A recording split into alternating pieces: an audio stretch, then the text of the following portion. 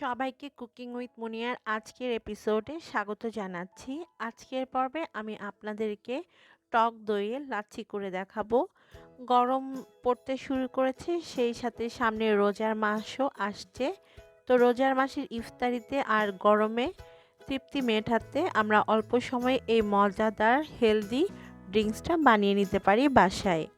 এজন্য আমি একটা ব্লেন্ডার জারে নিয়ে নিচ্ছি 2 কাপ পরিমাণ টক দই।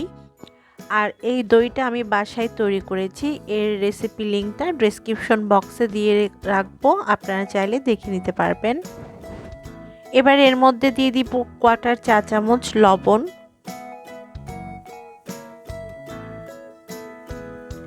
সেই সাথে 1 চা চামচ লেবুর রস দিয়ে দিচ্ছি।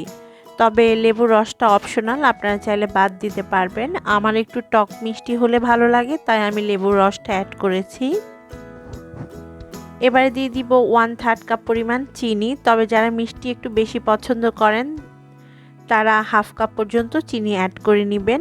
আমি 1/4 চা চামচ ব্ল্যাক সল্ট বা বিট লবণ দিয়েছি, আর দিয়ে দিচ্ছি 1 কাপ পরিমাণ ঠান্ডা পানি।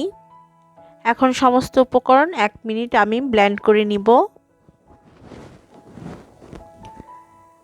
1 মিনিট ব্লেন্ড করা হয়ে গিয়েছে।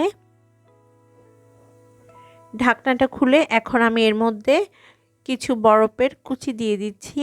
তারপর আবারও 1 মিনিট ব্লেন্ড করে নিব। আর 1 মিনিট ব্লেন্ড করে নিলে আমাদের টক দইয়ের লাচ্ছি তৈরি হয়ে যাবে। আমার লাচ্ছিটা তৈরি হয়ে গিয়েছে, এখন আমি গ্লাসের মধ্যে সার্ভ করে নিচ্ছি। আর আপনারা নিশ্চয়ই দেখতে পেয়েছেন খুব সহজেই মাত্র কয়েকটা উপকরণ দিয়ে এই টক দইয়ের লাচ্ছি বাসায় বানিয়ে নেওয়া যায়। রোজার মাসে আমি প্রায় সময় এই টক দইয়ের লাচ্ছিটা করে থাকি, যেহেতু টক দই শরীরের জন্য অনেক ভালো। আর এই লাচ্ছিটা আমার কাছে বেশ ভালো লাগে, টক মিষ্টি একটা স্বাদের হয়ে থাকে।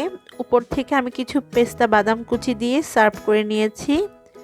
এই ছিল আমার আজকের রেসিপি টক দইয়ের লাচ্ছি। আশা করছি আমার আজকের পর্বটি আপনাদের কাছে ভালো লেগেছে। ভালো লাগলে আমার চ্যানেলটিকে সাবস্ক্রাইব করতে কিন্তু ভুলবেন না। সবাই ভালো থাকবেন। আল্লাহ হাফেজ।